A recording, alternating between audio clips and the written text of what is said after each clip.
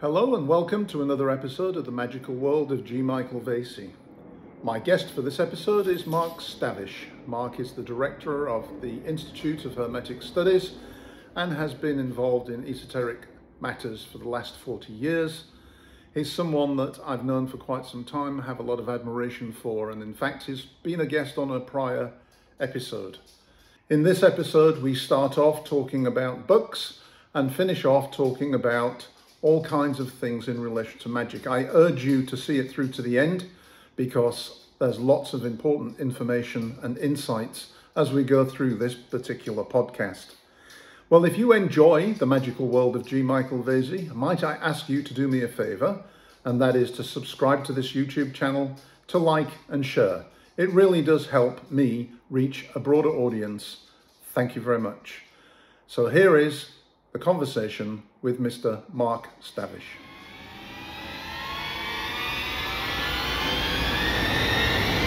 Well, the value of those things behind you in modern era can't be trivialized because unlike internet web pages, they can't be deleted. Well, this is the reality that you and I grasp, and we're trying to get that through to folks. I mean, I have a book. I picked it up from my son, maybe, I don't know, 10 years ago. It was on Operation Market Garden. And in the back, it referred to United Nations forces. Now, maybe if we want to do a big stretch, but there was no such thing. It didn't exist. It's a minor point, but it's a significant one because it demonstrates the failure to grasp the history of the time. Simple history not that long ago. There were no UN forces. It didn't exist. It was the Allies, it was the Axis, and it was whoever jumped on at the end of the, to pick at the carcass. Okay. And this is what we see is a real failure to grasp history or context. And even some of the books which I have from later editions, I mean, we see this with Red Real Wiser. They're putting in these disclaimers or warnings, trigger warnings at the front of Dion Fortune's books. And, that's just, if you need a trigger warning, you shouldn't be involved in this work. Agreed. Yeah, I think it actually fits neatly into sort of the general theme, which is about magic at work in the world and in our lives. And I think that the forces out there are constantly using, shall we say, magical techniques to try to influence other people. And the books still have great value because, as I said, they can't be deleted. They can be burned, but anybody that burns books is an oaf, in my opinion. But they are very valuable for that reason. They preserve what was somebody's opinion or the narrative of the time, I suppose. But they also preserve a lot of information that is still correct, even if it triggers somebody. Well, if we look at accessibility, we like to look to Egypt as the birthplace of Hermeticism in Western magical traditions. And yet, the ability to understand hieroglyphics was lost until when? Relatively recently. I'm thinking I'd have to look it up. Was it the 18th or was it the 19th century? I think it was the 19th century. I think 19th, yeah. Yes, it was roughly middle of the 19th century. So until then, we were unable to understand hieroglyphs. Since then, there's been considerable discussion and argument about even how good some of those translations have been. Now, think of our current ability to reference books. You and I can go and open a book that's 500 years old, and we've done it. I have some on my shelves that are 150, 200 years old, and we can read them. It may be difficult for some because the quality of education in the last 20 years has been so atrocious that the ability to read something that is not in 8th grade, what passes for 8th grade modern English, and I'm not being sarcastic, I'm being quite serious because I've taught in the university. okay, writing and public speaking, is really pretty poor. But at least you can, with effort, read it and understand it, comprehend it. Yet I have documents that are in programs from 30 years ago that can't be opened. Mm-hmm. And a lot of people, and then a lot of other people have programs, documents and programs that can't be opened. So you may have a tremendous amount of information on your hard drive, and we'll assume you're able to access it and utilize it, which is a big stretch. But for how long? So even if you can utilize it, can you access it? So computers are wonderful. They allow us a tremendous amount of advantages, uh, short term and long term, but dependency on electronic signature for our information is a dangerous place. Yeah, I just had a bit of an experience myself actually. I use an application called Dowsing Mapper for mapping lines. And I've been, as you know, I've been doing this for a couple of 3 years, and I've traveled a lot of distance and mapped many thousands of points and lines. And all of a sudden, with Apple upgrading iOS every 5 minutes, the app no longer works. So there I was faced with, well, what on earth do I do? Do I buy some maps, paper maps, and do it the old-fashioned way? And I was all prepared to do that, actually. And then I discovered that the guy that wrote the program, I was given his email by Rory Duff, and I wrote to him, and he says, "Well, you know, I'm not maintaining it, and I don't intend to, but it is still on Android, and it works." So I actually went out and bought an Android device and just pay for the internet, and I'm back in business again. But this really gave me one of those cold shivers down the spine, because I'm thinking, my God, you know, all that effort, all that work, that it will now take me over and above what it already is in terms of work to do this. And it also made me think about, well, I transfer all the information to a Google map. And what happens if you know, the internet goes down and I can no longer access Google Maps? I've lost everything. 3 years of hard work. It's quite a scary prospect. So I have to now, I think, take some time and literally transfer all this information to paper, and in that way try to preserve it the best I can. But it's you get lulled into a false sense of security in a digital environment, and I'm afraid there's nothing like analog. Well, there isn't, because it stays for a very, very long time and is easily accessible. Now, of course, I know people who are dedicated um, technologists. It's what they do for a living, and they keep insisting to me that, you know, it's the way of the future. And I say, well, listen, that's fine, but just because you've got all this information on a server somewhere in Belgium doesn't mean anybody's going to be able to access it. Mm-hmm. I mean, that's just the reality of it. Yeah. So, you know, the future of esotericism, as I stated many years ago, probably going on 15 years ago, 20 years ago now, is decentralization, but in a good way. It has to be an organized and intelligent way. I always use Freemasonry as an example, because you have grand lodges, which are independent entities, but they coordinate with one another. They communicate, I should say, with one another. And then you have lodges within the Masonic structure, which are each is an independent lodge. Now, it has things it has to adhere to continue to be a lodge under that jurisdiction, but it has considerable birth in what it can do. I mean, it's an incredibly wide range of possibilities, as long as it adheres to certain landmarks and rules, which aren't really that big of a deal if you're involved. People outside of it, they make up a bunch of nonsense about it, but when you're involved, it's pretty straightforward stuff. So that's a good example. I think what Amorc was back in the day, that is pre-1990s, was another good example. And where you have to have local entities that coordinate on a regional level, and then they coordinate maybe on some other level if they choose to. And this has to exist, because without it, you don't have a continuity of teachings, and you don't have a continuity of resources. But I'm going to state right here again, modern occultists are functionally worthless. After almost over 40 years involved in this, my willingness to continue to, you know, pat them on the head and say, good boy, you're doing a nice job, you know, it doesn't work anymore. They're functionally selfish and cheap. And that's why when you look around, you don't see a lot of esoteric groups out there that survive much beyond 5 or 10 years. Mm-hmm. And why you don't see the use of infrastructure. And you need infrastructure. When we look back historically, there were a host of lodges in Europe in the 18th and 19th centuries, early 20th centuries, and that takes time, talent, and treasure. That means money.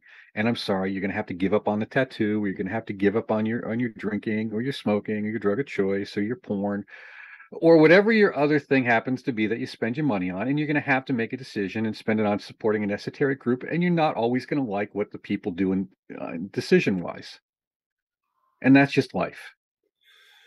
It brings me to another, that makes me think of something else, which is quite often when I look at the books that I have, which is nowhere near like your collection, but I sometimes wonder, what is it that I'm actually getting from these books anyway when I do read them? And there are some books that I read over and over and over again, and there are other books that I dip into and never really read from start to finish. I guess it depends on the writing style and all that kind of stuff. But I often fall back into the position that everything that I need to know is actually already inside of me and accessible. And I don't know, sometimes I read a book and I think, is this actually doing me any good? Or is it actually detrimental because it's giving me a direction that is somebody else's experience, somebody else's path, not mine? How would you respond to that? Well, that's why you have a thing called traditions. And therein lies the great problem that we have at this moment in time an explosion in gourmet grimoires and self-publishing. Yeah. And it does bear somewhat of a resemblance to a period in the Renaissance where you had an explosion in alchemical literature, and a period in the mid 18th century when you had an explosion in mostly Masonic style rites, Scottish rites, high degree rites, which were of an esoteric nature usually. Okay. And they weren't always Masonic. They just had that framework. So Rosicrucian rites, what we'll call as well, Hermetic rites. And the question is it worthwhile? Is it useful? How do you know? And that's where tradition comes in handy. We don't have what we can call an adequate vetting process for spiritual information. And one's own experience is inadequate to that task. Because how do you then understand your experience contextually? If it's always self-referential, then there's no reason to go down this path at all. So when you look at, and this is why so many within Western esotericism, as I joked a few weeks ago, Western esotericism is like buying a computer, and you start out and you get your something like IBM, right? You get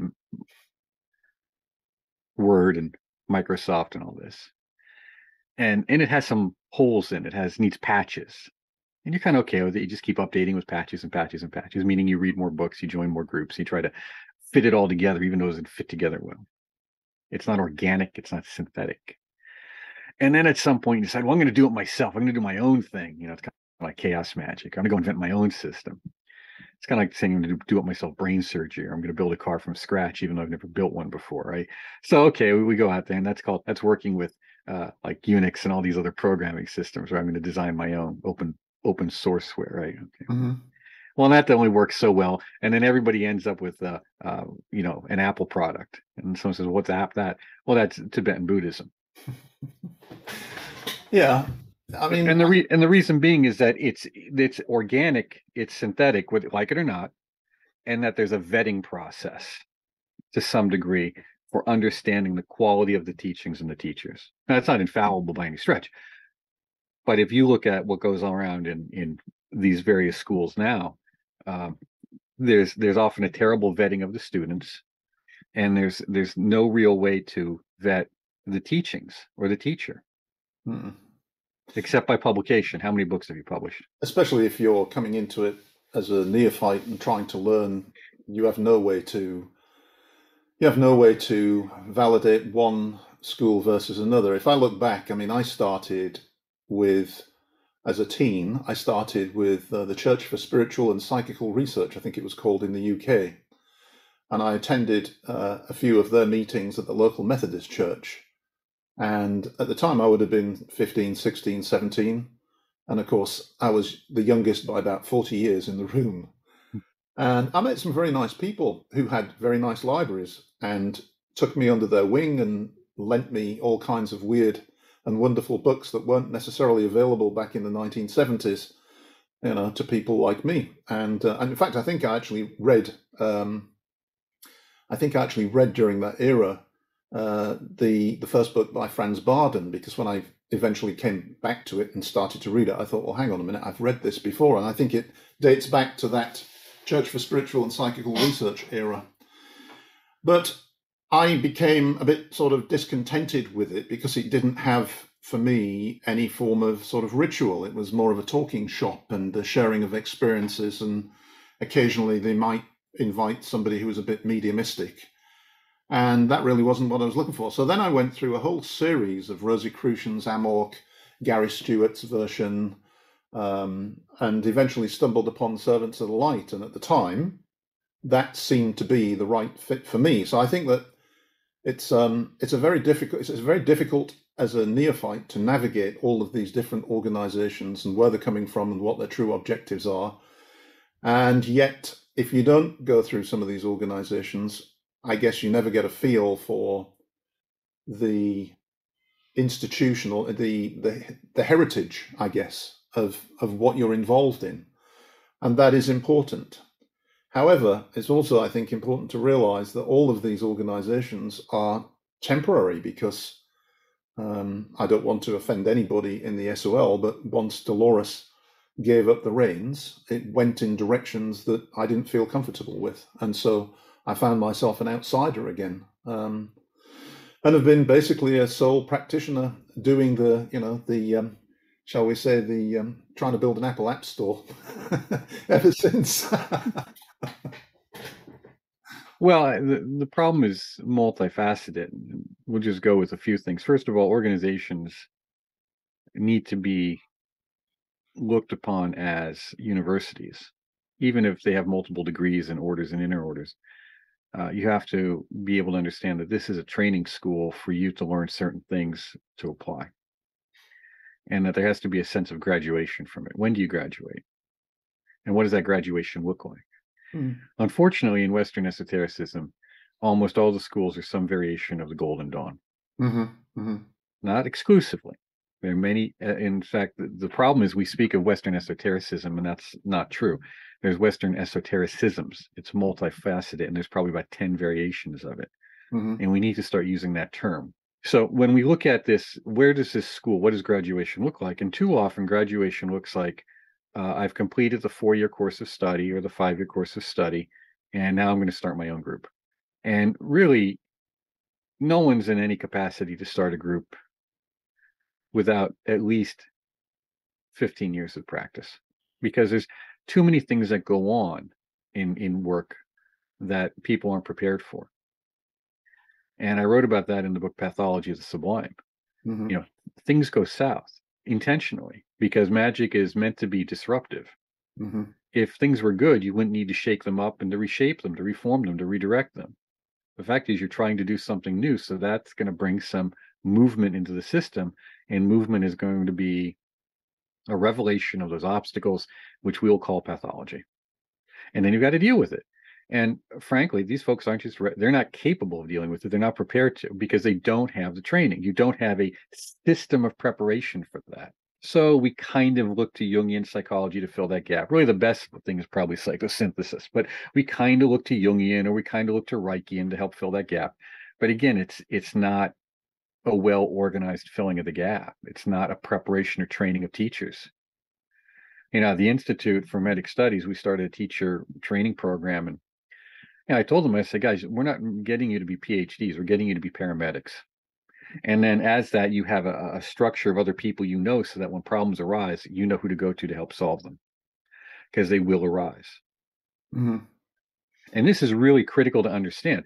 So we can talk about, Israel Regardie saying you should go into psychotherapy for a year or two before you do magical work, which almost no one does, by the way. No. But that's the problem. And then you have someone who's been in a group for 5 years or 10 years, and instead of just having a polite break or going in their own way, which they do it in this fantastic fashion. It's very public or it's very aggressive, which demonstrates that they really haven't learned anything. They haven't learned to be an adult. They're responding to the authority relationship in a very adolescent manner. And that's critical right there. Now, then we go back to the other part, which is, and this is why we gave the course Unfolding the Rose and why we make it free, because fundamentally the Golden Dawn and almost all the systems based off of it have no strong fundamental philosophical foundation. And I know people take offense to that, but stop and think very carefully about it. There really is not a strong philosophical foundation. There's ideas, and they're good ones, and then there's a lot of ritual and practice, and then there's a lot of memorizing of symbols, and then there's a lot of ideas around how these symbols are supposed to interact, which they may or may not. And then, again, a lot of ritual work. And then a lot of symbols are then forced into situations that they don't really work well. I like Dolores a great deal. I interviewed her years ago, and there's that lengthy interview with her is still available online, and it's a great one. And she said in it, well, in SOL, our students learn 4 different pantheons. And I'm thinking, well, you don't need 4. You need one that works. And just because you have 4, do they work well together in that setting? I mean, and this goes into other areas too, where again, what is the philosophical foundation? Do I really want to call up Egyptian deities with Hebrew names, Hebrew divine names? Or involve Nordic deities in that same process? There's too much pushing into the space. Mm-hmm. Again, from this notion that it's all interchangeable. And it's not. They're not interchangeable. They're not always unique and different. Like, hey, listen, you're driving a Maserati, I'm driving a Volkswagen. Yes, they're both automobiles, but they are very different automobiles. Now, granted, there's only so fast we can drive on the street, okay, to get to the supermarket. But the reality is they're different vehicles designed for different purposes. And a lot of that gets lost in the, and I don't want to sound too harsh, but in that kind of post Golden Dawn approach of everything having to be interchangeable. The SOL course that I did was the original Ernest Butler course, and looking back, it was I think it was very well designed, and it had a specific purpose, and in my case the purpose was met. And I think that was to introduce you to the concept of a personal contact. And that certainly happened to me and has sent me off in a direction that I would never have anticipated as a result. There's quite a lot of Kabbalah content to it, as well as an Arthurian theme. And all of that, the Arthurian theme was good because being a Brit raised in that era, Arthur was a wonderful story and collection of mythologies and stories that I was very, very interested in and resonated very strongly. And Kabbalah was very new to me, but proved to be, exactly what I think Dion Fortune said, a wonderful filing cabinet for all kinds of experiences. And so I think I really enjoyed it, and I really benefited a lot from it, and I owe a lot to my supervisor, who was a wonderful lady by the name of Elizabeth Fox, who sadly passed away not so long ago. But once I'd finished that first degree course, I was asked if I would like to supervise other students, and I readily agreed. But I realized almost immediately I was completely overwhelmed by that. I had no idea what I was really doing. I was simply trying to copy the style that Elizabeth had supervised me with. Yeah. And of course, the inevitable happened at some point. The studies director or whoever decided that I was taking people in a direction that wasn't correct, and I was censured. And anyway, it's a long story. And I just felt like I never got any training or support as a supervisor, and I did the best that I could under the circumstances, and I just used Elizabeth as my sort of guide and example. And even today, I mean, I've been doing magical work for, I don't know, 30 years now, maybe longer. I still would not consider myself to be an adept in any way, shape, or form. I simply like to think that I've used magic to get me to a place where I have a modicum greater control over my life and myself than I did 30 years ago. And if that's been the result of studying magic, then to me it's all been worthwhile. I mean, I didn't expect to ever become, Gandalf or start a school of my own. I have done a little course around the hexagram book, which was all received material from that contact. And the reason why I did it was because I didn't feel like the book was being read, but I didn't feel like it was having. I wanted to have people perhaps go through the exercises that were in the book, but because they were in a book, I didn't feel like people were necessarily doing the exercises. So I structured it as a teachable course, as you probably know. And I've got a couple of students going through it sort of on a trial run, and I'm very pleased with what they're getting from it. It's very enlightening for me to see what they're getting from it. And I think it's very powerful material, and I think it's very well worth doing. I did charge because Teachable is a very expensive platform, and I footed the bill up front all by myself. And I fear I shall never recoup my investment, but that's by the by. It's an expensive game, being an occultist. Well, that's the joke. The Institute for Hermetic Studies has been around for 25 years. And for 20 years, we put out more material for free than almost all the organizations out there. And again, that's not an exaggeration. That's a statement of fact. I'm aware of that, yeah. And even now, we have a tremendous amount of material out there that's for free. And yet, this notion of charging anything is we've got one course coming up on Agrippa. We've gotten 3 instructors. They've got to prepare coursework. I'm one of the 3. It takes at least 2 hours, minimum of 2 hours, to get a new course up on Teachable.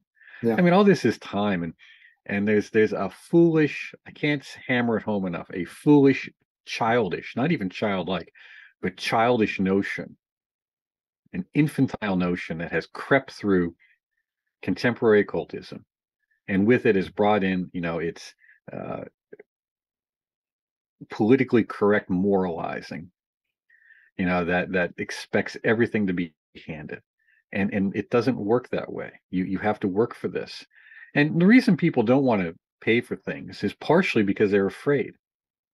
They're afraid that this is not going to be worth it, or it's not going to work, or it's essentially they don't trust. They don't trust their own decision-making capacity, and they don't trust their ability to learn from the experience. I've gotten a lot of books that I've paid money for. I can't say I learned a lot out of them, but I may have learned 1 or 2 good things, and that was sufficient for the price. Mm-hmm. And this is part of the view you have to start taking.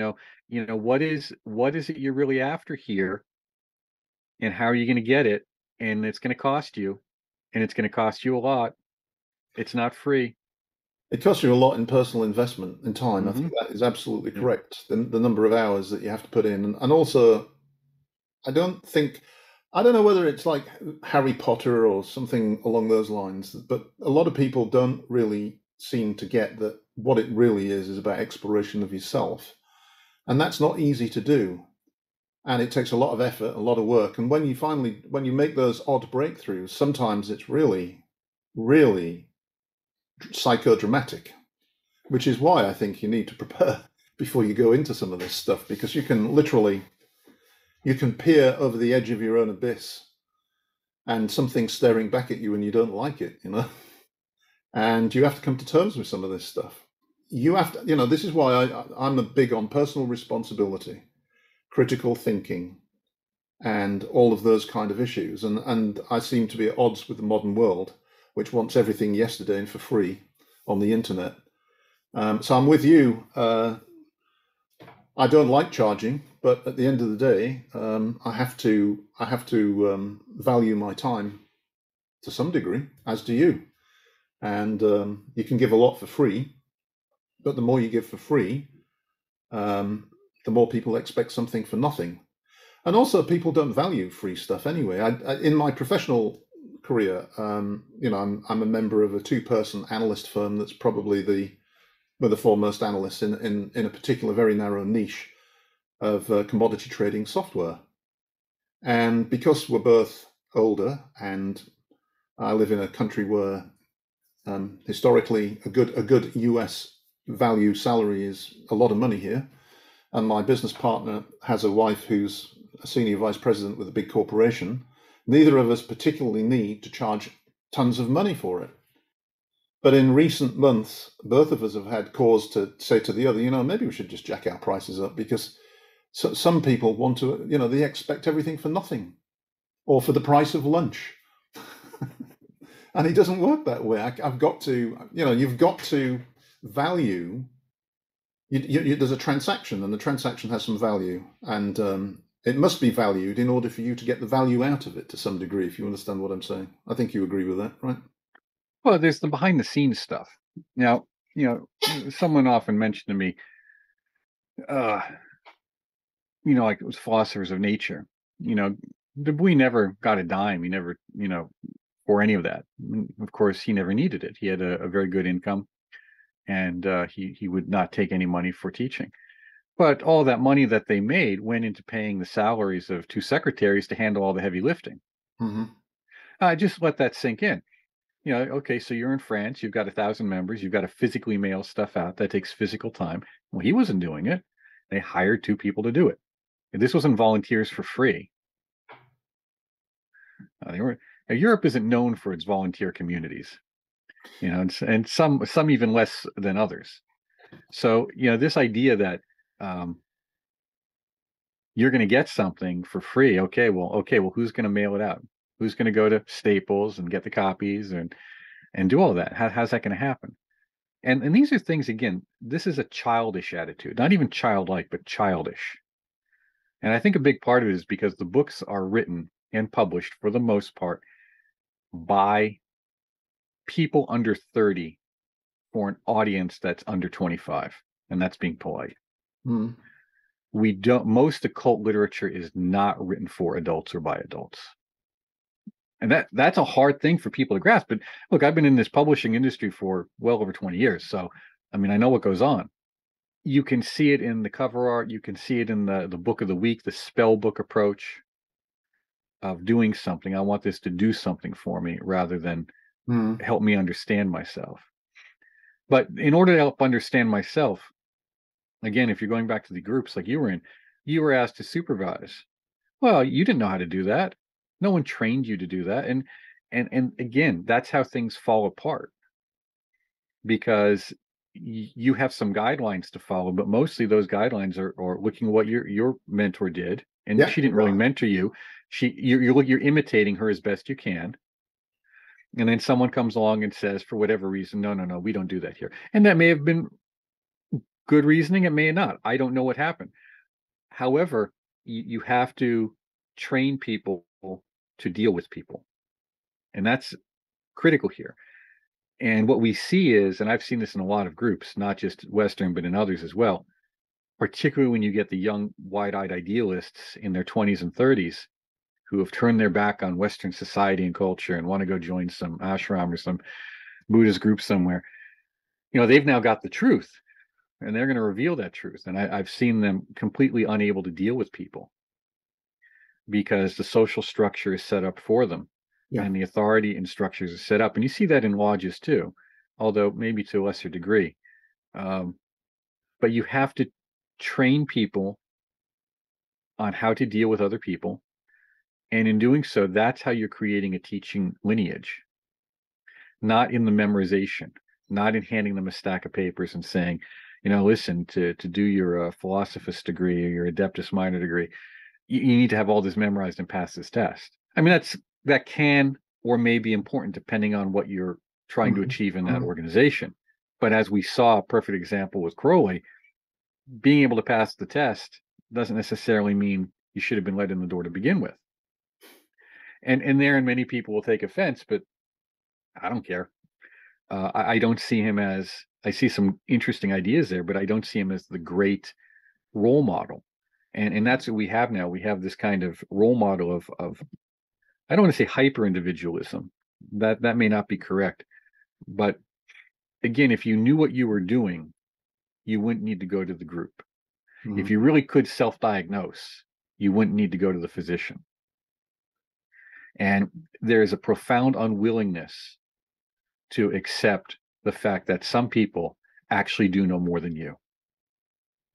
There are such things as maybe not experts, but highly qualified people in a particular domain. Mm-hmm. Agreed. It's a problem, an increasing problem, actually. Yeah, I mean, if you look at most of the books that come out, they're exactly as you say. Do this and you'll get wealthy. The secret behind the secret, the secret behind the secret behind the secret. And it's like, all this is bullshit. Sorry. The secret is, long time practice and hard work. That's the secret. Yeah. And I mean, I've sort of adopted a sort of follow the. I don't know whether it's just how things have worked out for me, but I've just followed along where fate seems to have taken me. So a few years ago, I came across some designs made in stone that some local shaman was doing, and I felt like I've only met the person that one time, and I was scared shitless, and much to my annoyance, I didn't interact. He saw me, I saw him. But I've had the feeling ever since that occasionally that shaman still interacts with me, and that I'm somehow fulfilling some task he set me, because I'll be in the middle of nowhere in the Czech Republic, and I will find things that I'm thinking, wait, how did that get there in that arrangement at this particular moment? It's not possible. So, I think you also learn maybe to see beyond the facade and see the point. If you're open to it, start to see the pointers, the synchronicities, I suppose, that start to take you off in almost like in a current, and you go down the stream and you're exposed to things. And I think if you do it right, you're exposed to them most of the time relatively gently, and then you get the big shock moment that sort of wakes you from a stupor, that. And I don't necessarily know that a school can teach you this, but a school can prepare you and make sure that you are able to benefit from these experiences along the way. And that's what I found. And I think the SOL did do that for me. I won't speak badly about the SOL. I think it was a nice place to be, and it suited me. I'm not sure that in its current form it would, but at the time I was very fortunate it did. Well, and I think this is it, that the notion of what does one expect from teachers and teacher relationship, this is not well discussed. And that's why we talk about this in our coursework, is so that people have a realistic understanding of what they're getting into. And that the instructor that you have is probably the best one for you at the moment. And I say that in all seriousness, because if you could really handle someone who is going to take you into the depths of yourself relatively quickly, the trauma of that and the experiences of that would be very traumatic. And that requires a very personal and intimate relationship and trust with that person. Very few people are capable of dedicating that much time to an individual. And if they are, that means they have high expectations of that individual. This is where it gets into the problem of everything for free. If you look closely at the literature, Jesus never healed anyone who didn't ask. Mm-hmm. The first recognized miracle is at the wedding in Cana. That's only because his mother asked. He doesn't go around ingratiating himself in people's lives. No. He doesn't look for problems to solve. He gives the example of the Good Samaritan. The Samaritan doesn't go out of his way to find someone. He comes across him. He sees that he's injured. He then does what he needs to do, even though it does take him out of his way. He takes on the expense and the burden, and then he goes. And that is a very different view. And if we look at the Mahatmas, the rishis, the unknown superiors, even saints, they're not ingratiating themselves into our lives. They're not solving our world problems, at least, and particularly not on an individual level. They really have no care for us as individuals. And that's a hard thing for people to grasp. They don't care about us as individuals. Because if they did, our problems wouldn't exist. The saying is, the gods help those who help themselves. So if you're not going to help yourself, even make an effort or a try, they're not going to step in and solve your problem for you. You have to try. You have to make an effort. Yeah. And this is where things begin to get rough for people. You have to make an effort. Well, I tried. No, you don't try. You have to really make a full commitment. Give it your all until you're exhausted. What's the most you can do? Or do you give up? Where's your commitment to the task? And it can be any task. Making your bed in the morning, washing your dishes, finishing the degree that you started. Just pick something and finish it. And then apply that one thing after another. Because masters and adepts, they're not going to deal with you. I've known a few. And they're not terribly nice people. Even, I mean, on the outside, yes. But at the end of the day, they're not going to waste their time with your stupid. Yeah, and I think actually, I hate to say this, but I don't want to sound in any way arrogant, but I have also realized that the more I've gone on with this path, the less time I have, the less tolerance I have for time wasters and stupidity. And I said to somebody the other day on Facebook, I must come over as a real nasty piece of work sometimes, because have quite strong opinions on things, and they said no, you don't. You come across as someone who knows their own mind, and I thought, well, that's a nice differentiation if true, because that's what's happened to me in the last 30 years. Is I've increasingly learned who I am and what I am and what my purpose is. Now, I'm not for a minute going to say I've gone 5,000 miles on the journey. I've probably done the first half a kilometer and struggled doing it. I've got a long way to go, but it's been useful in that regard, in that I do, at 63, feel... And the COVID thing really was a great example.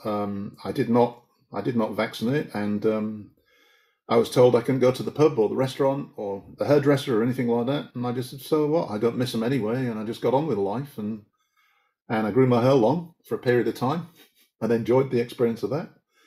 And it didn't really bother me. I was a bit concerned about the idea of a two-tier society and where that might be headed ultimately. So I was quite relieved when that was reversed. But I learned that a lot of the things that most people value, I place no value on whatsoever.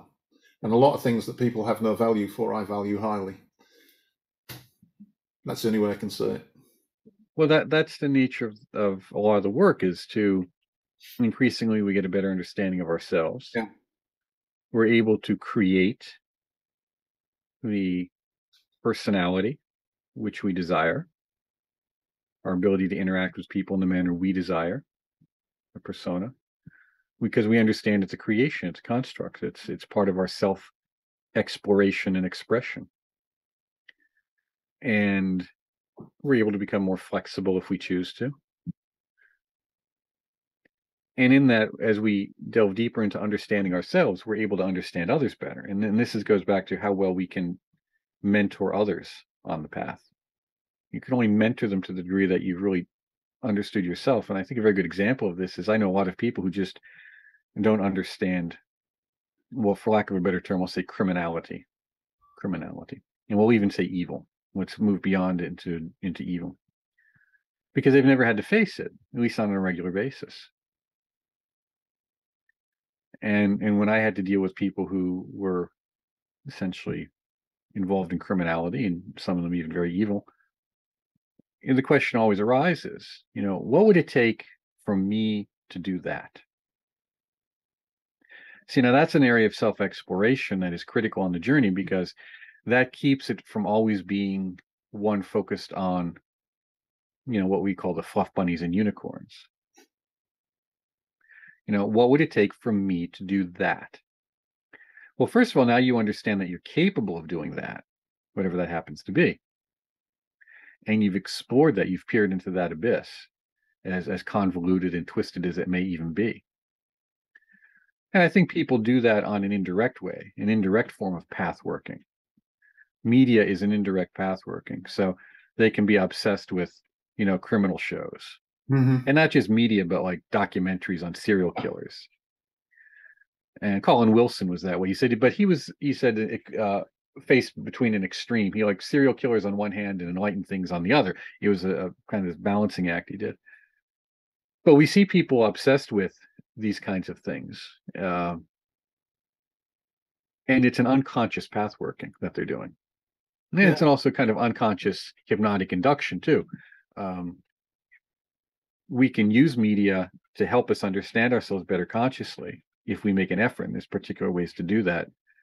To understand it's just a projection of our own mind, no matter how heinous it may be, it's still how we're reacting to it. So, if you want to prepare yourself for, some goetic evocation, go watch a bunch of terrible horror movies and all sorts of other things too that bring up that which is worse than the human mind. And then you find, how do you respond to that on screen? Well, how do you think you'll respond to it in your psychic environment when it becomes real? And the opposite is true as well, that people will watch chick flicks, women watch chick flicks to feel good. Of course, the effect is actually the opposite. They tend to feel worse, studies have shown, when they're over, and have higher expectations in relationships instead of more realistic ones.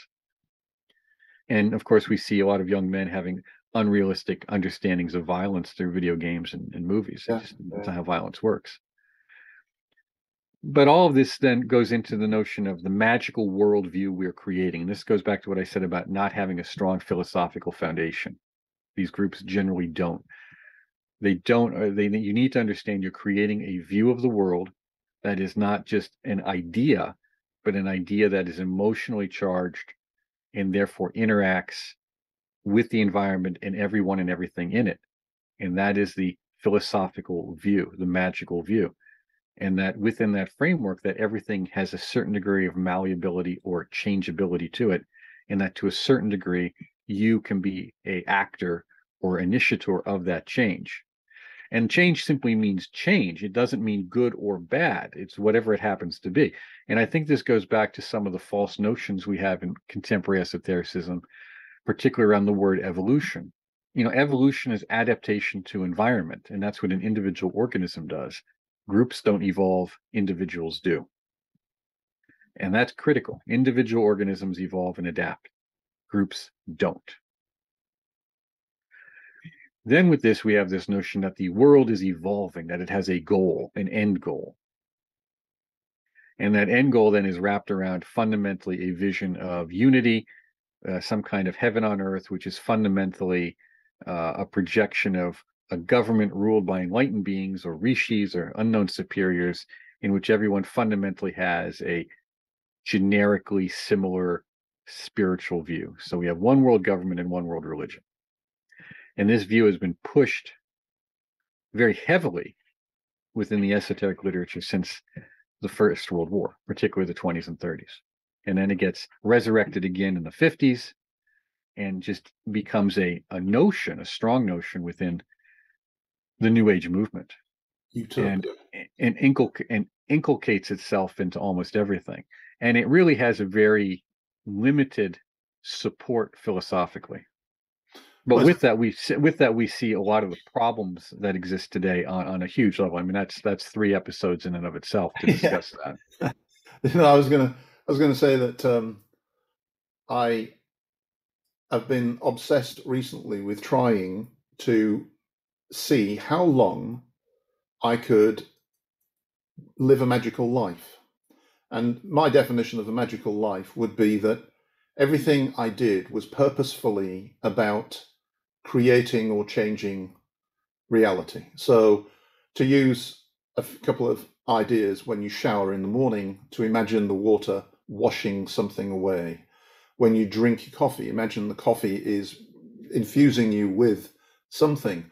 And so, and to my utter horror, I discovered I can probably do it for about 2 minutes and then I'm done. And that just, tells me that I'm miles away from ever becoming, an adept or a magi or whatever. I'm still struggling with basic self-discipline. And I think that there's value in understanding that, because what I did was I said, well, okay, I forgive myself. All I can do is keep trying. I can't beat myself over the head with a frying pan because I can't do it. I just have to keep practicing.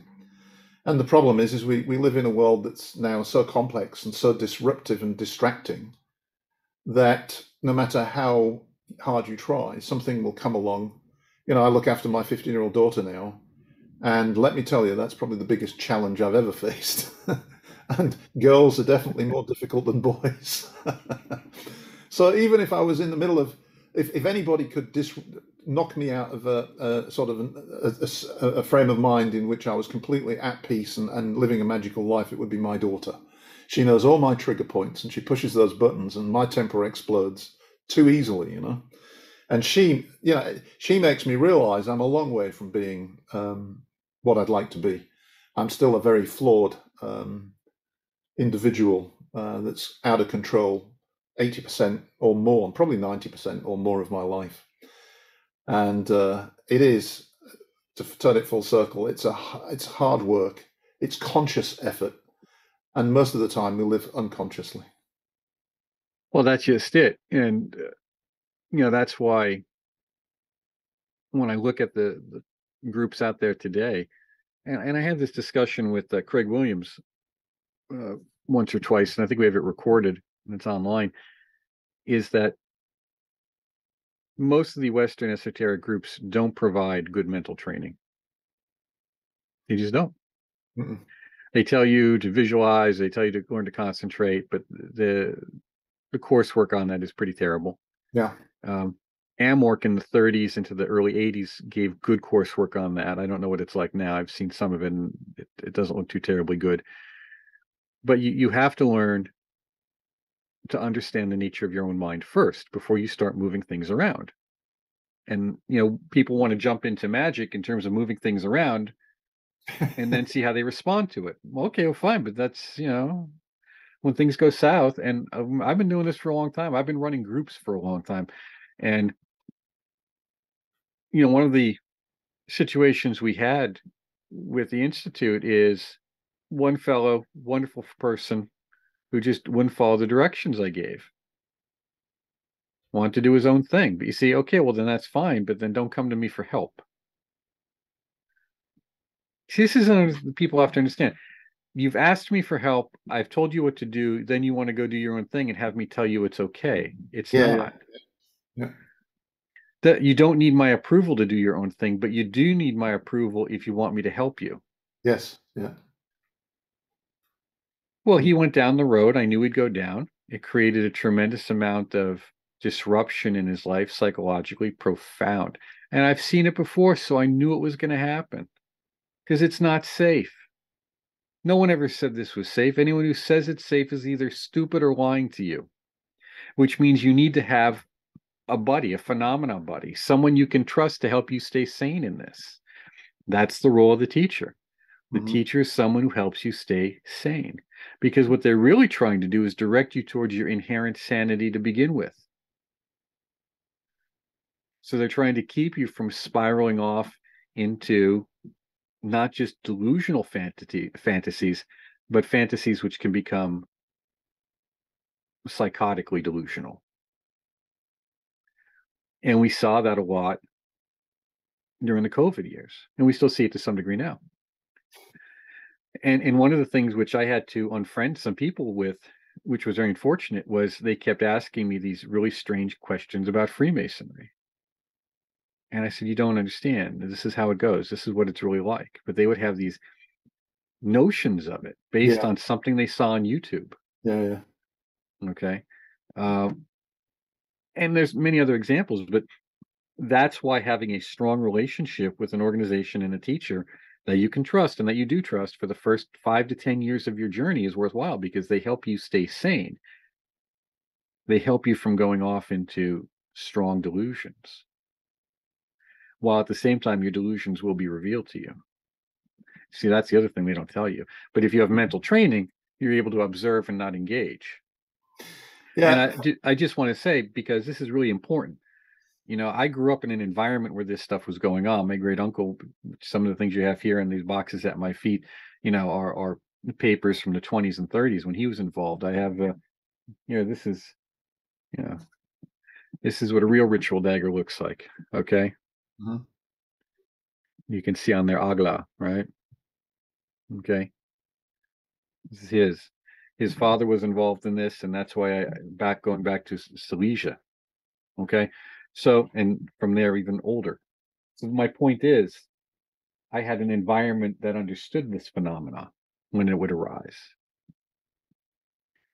And when I was doing a tremendous amount of the early days of mental training in my teens, mid-teens, for about 2 years, I heard a tremendous amount of voices every time I would sit down to meditate. There's a cacophony of noise around me. And it lasted for about 2 years, and I had to sit down and go through it and just learn to work my way through that noise. Mm-hmm. Now, had I told anyone, probably it would have been diagnosed as early adolescent psychosis. Now, my point is, it was only when I sat down to meditate. It wasn't when I'm watching TV or talking with friends. It was just at that time. But it is a tremendous amount of noise that arises in voices. And then, of course, there's other paranormal phenomena that would arise as well. This will happen when you do this, and you need to have the ability to observe and not engage. That's where mental training comes in. And without that, you don't observe and not engage. You experience and react. And it's no different than when your teenage daughter pushes your buttons. You experience and react. Yeah. And enlightenment, if you want to call it that, is a certain freedom that arises, a freedom from stimuli response phenomena. What we do, all this training, is simply to increase the gap between stimulus and response, so that there's stimulus, no response, or stimulus, but then we don't want to say, in this case, stimulus reaction, habituated reaction. Instead, there's stimulus, and we get to respond a choice consciously. Do something, not do something, act, not do act. And without that fundamental mental training, coupled with the philosophical view that we talked about earlier, this stuff falls to crap really quickly. And when I say this stuff, I mean your life with it. Indeed. Actually, that was very interesting, because as I look at it, there are certain things that I'm well able to observe and not react that 30 years ago I would react. And those are usually things related to fear. But now my issue is anger. And that's what I'm trying to work on, is not reacting angrily to things. So it's like an onion, isn't it? There's layer after layer of stuff that needs to be worked on, and it's never ending. Well, fear, the anger is a great one, and because one of the ways you deal with anger is by generating goodwill. We overhear the word compassion. What we mean is goodwill, a certain openness and generosity, a certain kindness to people, and giving them certain benefit of the doubt. At the same time, when someone overdoes that, they overdo the compassion. What happens is the reverse takes place, because what they're doing is, all they do is they suppress all that anger, and then one day, boom, it explodes, and it's great because it always explodes and makes a big mess everywhere. Because we have this view of what is anger, and when is it suitable to a situation. That's really the question we're asking here. Yeah. And anger is a result of a fight or flight phenomena. So what are we fighting, or what are we fleeing from? And if we go with that, it becomes a little easier to take apart and realize this is appropriate for this time and place. I think with my daughter, it's a sense of frustration that I can't sit and have a rational conversation And there's no measure that I can explain to her that she seems to understand. And so it's a deep sense of frustration, you know. It's like, and sometimes I tell her, look, I'm not really angry with you. I'm angry with me because I just can't find the way to connect, you know. And I'm trying to explain to you something that is based on life experience, and it's the most difficult thing to do, because if you haven't experienced it, you have no idea, you have no reference point, no idea what the hell I'm talking about, and you think I'm, you know, off my head. But trust me, I'm telling you something of value. Listen. Well, one of the things I told my sons, and I still do, I have one who's 19 and one who's 23, and I just say, well, just, you know, I'm just going to tell you my experience. You can take it or leave it, but I just want you to listen to it and sit with it for a bit. And I just want you to remember this: the older you get, the smarter I will become. It's a great place to wrap it up, because we've been going for well over an hour, but it's been absolutely fascinating. In terms of people watching this and wanting to find out a bit more about you and the Institute, where would they go? Oh, well, just Google. We'll show up everywhere. But Teachable, we do have courses on Teachable. Of course, Unfolding the Rose is for free. I've mentioned that, and I really do encourage you to take a look at it. And of course, hermeticinstitute.org is one of our websites. We're trying to get all of our online media coordinated and consolidated under a single banner. And of course, because we start and you morph over time, and yet there's not enough time to get everything done under one banner. So we're working on that. But really go to see the Teachable courses, a lot of great stuff. And of course, if you want to read the transcripts of those courses, which were edited and cleaned up, you can find those on Amazon as well. So there's a lot of stuff there. And YouTube, we got some great YouTube things. Well, as usual, it's been highly instructive and a great pleasure to talk to you. Thank you for taking the time.